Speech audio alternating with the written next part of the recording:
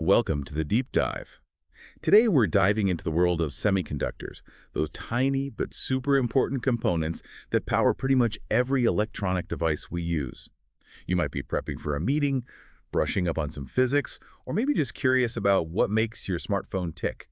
Whatever your reason, get ready to learn something new because I have an expert here to guide us through everything semiconductors, from their basic properties to their incredible applications. Yeah, semiconductors are truly remarkable materials. They've really revolutionized electronics and continue to drive innovation in so many fields. It's hard to overstate their importance. So to start us off, let's go back in time. Before smartphones and laptops, we had those clunky vacuum tubes, right? I remember seeing pictures of those old computers that took up entire rooms. What was the big deal about semiconductors? Why were they such a game changer? Well, vacuum tubes, while groundbreaking in their time, were bulky, fragile, and just not very efficient. They used a lot of power and generated a ton of heat. Semiconductors changed everything. They made it possible to miniaturize electronics, leading to smaller, more reliable, and way more efficient devices. That's incredible. So how did this all begin? Did someone just stumble upon these magical materials one day? Well, the story of semiconductors is full of fascinating twists and turns. Even before the invention of the transistor, people were using semiconductors without realizing it. They used crystals of galena, a lead sulfide mineral, to detect radio waves in early radios. Wow, that's a real who knew moment. So what exactly makes a semiconductor, semiconductor? It all comes down to a material's ability to conduct electricity. You've got metals, which are excellent conductors, and insulators, which block the flow of electricity. Semiconductors fall somewhere in between. They're not great conductors, but they're not complete insulators either. It's this in-between zone that makes them so interesting for electronics. Interesting. So it's like they have the potential to conduct electricity, but we can control that flow. Exactly. And that control comes from understanding this concept called energy bands. Imagine electrons in a material are like cars on a highway. In metals, the highway's wide open so cars or electrons can move around freely. In insulators, the highway's completely blocked so no traffic can flow. Semiconductors have a narrow highway with a toll booth. Electrons need a little push, like paying the toll to get through. So how do we give those electrons that extra push? That's where doping comes in. It's a process where we add a tiny amount of impurities to a pure semiconductor material like silicon. By precisely adding these impurities, we can dramatically change the number of free electrons available to carry current. But wouldn't adding impurities make the semiconductor less pure and therefore less effective? That's a great question, and it might seem counterintuitive, but the opposite is actually true. These specific impurities actually enhance the semiconductor's ability to conduct electricity in a controlled way. Think of it like adding a pinch of spice to a dish. It completely transforms the flavor. Okay, so doping is like adding a special ingredient that unlocks the semiconductor's true potential. So what happens when we dope a semiconductor? We create two main types of semiconductors, N-type and P-type.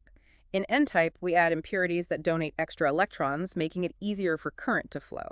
In P-type, we add impurities that create holes, which act like positive charges and also contribute to current flow. So by carefully choosing the type and amount of impurities, we can tailor the semiconductor's conductivity to our needs. This is starting to sound like we're building something. We are. By combining N-type and P-type semiconductors, we can create the building blocks of most electronic devices: diodes and transistors. This is where things get really interesting. Okay, let's start with diodes. They're like the simplest semiconductor devices, right? That's right. A diode is essentially a one-way street for current. It allows current to flow easily in one direction but blocks it in the other. This unique property makes diodes incredibly useful for a variety of applications. Can you give us an example of how diodes are used? Sure. One of the most common applications is rectification, where diodes are used to convert alternating current, AC, which flows back and forth, into direct current, DC, which flows steadily in one direction. Right. Most electronic devices run on DC, but the electricity that comes out of our wall outlets is AC. Exactly. Diodes are the unsung heroes that make that conversion possible, allowing us to power everything from smartphones to laptops. Okay, so diodes are like the gatekeepers, ensuring that current flows the right way. What about transistors? I know they're important, but I've always found them a bit mysterious. Transistors are a bit more complex than diodes, but they're the real workhorses of modern electronics. They can amplify or switch electronic signals and electrical power, making them essential for everything from computers and smartphones to amplifiers and sensors. Okay, so diodes control the direction of current, and transistors can amplify or switch signals. That sounds powerful. It is.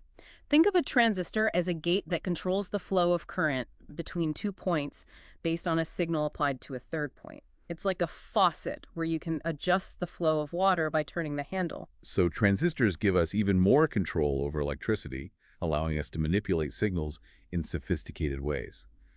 This is starting to feel like the foundation for building really complex electronic systems. You're getting it. Transistors are the foundation of modern electronics, and the story gets even more fascinating when we talk about how transistors are combined to create integrated circuits or ICs. But I think that's a good place to pause for now. Great. Let's take a breather and let our listeners absorb all this incredible information about the amazing world of semiconductors. We've come a long way from clunky vacuum tubes to tiny diodes and transistors, and I can't wait to see what amazing things we can build with these components in part 2. Welcome back. Before the break, we were talking about how transistors give us incredible control over electricity. But I think most people would agree that the real magic happened when we learned how to combine lots of transistors together. You're talking about integrated circuits, or ICs, right? Those tiny chips that are packed with billions of transistors. It's mind-boggling to think about how much computing power is squeezed onto something smaller than a fingernail. It really is remarkable, and it's all thanks to the invention of the integrated circuit in the late 1950s. It revolutionized electronics by allowing us to create increasingly complex and powerful circuits on a single chip of semiconductor material. I'm curious about the impact of ICs. I know they're everywhere in our gadgets, but how did they change the world? The impact of ICs has been nothing short of transformative. They've driven the exponential growth of computing power, leading to the personal computer revolution, the rise of the internet, and the proliferation of smartphones and other smart devices. It's hard to imagine modern life without ICs. They're the brains behind so much of what we do. But I have to admit, I don't really understand how they're made. How do you go from a single transistor to these complex circuits with billions of components? It's a complex process, but I'll try to simplify it. Imagine you start with a thin wafer of silicon. Then, using a combination of light, chemicals, and precise machinery, you create intricate patterns on this wafer. These patterns define the transistors, resistors, capacitors, and all the interconnections between them. So it's like a high-tech form of printing, creating a microscopic city of electronic components on a tiny chip. That's a great analogy. And over the years, we've gotten incredibly good at making these components smaller and smaller, allowing us to pack more and more transistors onto a single chip. This trend of miniaturization, famously described by Moore's law, has been the driving force behind the exponential growth of computing power. It seems like there must be a limit to how small we can go. Can we just keep shrinking transistors forever? That's a question that keeps researchers and engineers up at night. As transistors approach the atomic scale, the rules of classical physics start to break down and quantum effects become significant. So we're reaching a point where the very nature of matter starts to interfere with our ability to make things smaller. Exactly. It's a fascinating challenge, and it's driving research into new materials and device architectures that can overcome these limitations and continue the advancement of electronics. So silicon, which has been the workhorse of the semiconductor industry for decades, might eventually be replaced by something else. It's certainly possible. Researchers are exploring a wide range of materials, from carbon nanotubes and graphene to exotic compounds with unique properties. Wow, it sounds like the future of semiconductors is full of exciting possibilities. But before we get too far ahead of ourselves, let's go back to transistors for a moment. We talked about BJTs before the break, but you mentioned another type of transistor, the AVT. What's the difference? The main difference lies in how the current flow is controlled. In a BJT, a small current at the base controls a larger current flowing between the emitter and the collector. In a FET, the current flow is controlled by an electric field created by a voltage applied to the gate terminal. So it's like the difference between using a lever to control a valve versus using a dial to adjust the flow. That's a good way to think about it. And this difference in control mechanism makes FETs particularly well suited for applications where low power consumption and high input impedance are crucial. Ah, that's why they're so popular in portable devices like smartphones and laptops. They're energy sippers. You got it. And within the Phi family, there are many variations, each optimized for specific tasks. One of the most common types is the MOSFET, which stands for metal oxide semiconductor field effect transistor. MOSFETs. Those sound familiar. I think I've heard them mentioned in discussions about computer processors. You're absolutely right. MOSFETs are the workhorses of modern microprocessors. They're responsible for switching and amplifying signals at incredibly high speeds, enabling the rapid calculations that make our computers so powerful. So MOSFETs are like the speed demons of the semiconductor world, zipping around and processing information at lightning speed.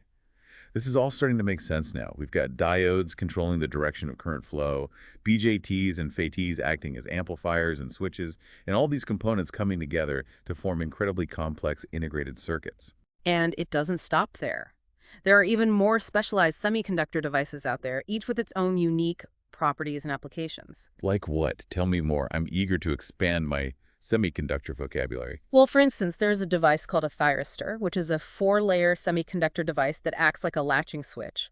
Once it's turned on, it stays on even after the triggering signal is removed. A latching switch is interesting, so it's like a memory switch that remembers its state. Exactly. And thyristors are often used in high-power applications like controlling motors, dimming lights, and converting AC to DC in power supplies. So we've got these tiny transistors controlling signals in our gadgets, and then these powerful thyristors handling heavy-duty tasks like controlling motors and managing power.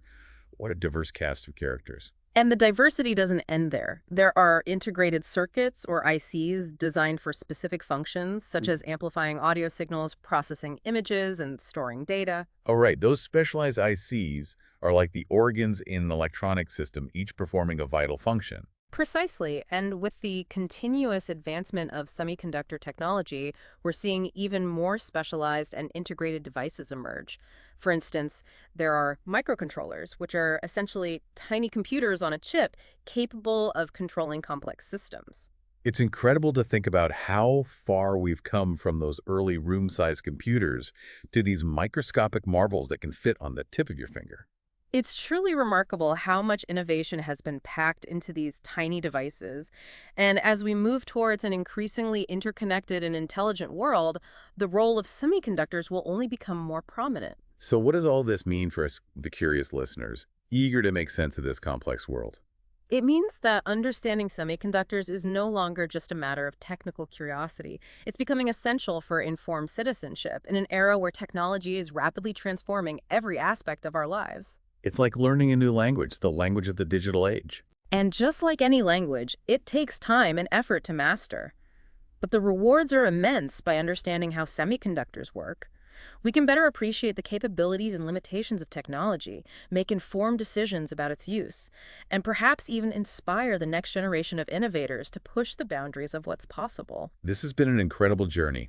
We've gone from the basic properties of semiconductors to the intricate workings of transistors and integrated circuits. We've explored the diverse applications of these devices and glimpsed the exciting possibilities that lie ahead. It's been my pleasure to share my knowledge with you, and I hope that this deep dive has sparked your curiosity and inspired you to learn more about the fascinating world of semiconductors. I know I've learned a ton today, and I'm sure our listeners have too. So as we wrap up this episode, I want to encourage everyone to keep exploring, to keep asking questions, to never stop learning. Because in a world driven by technology, understanding the foundations of that technology is more important than ever. So until next time, stay curious and keep diving deep.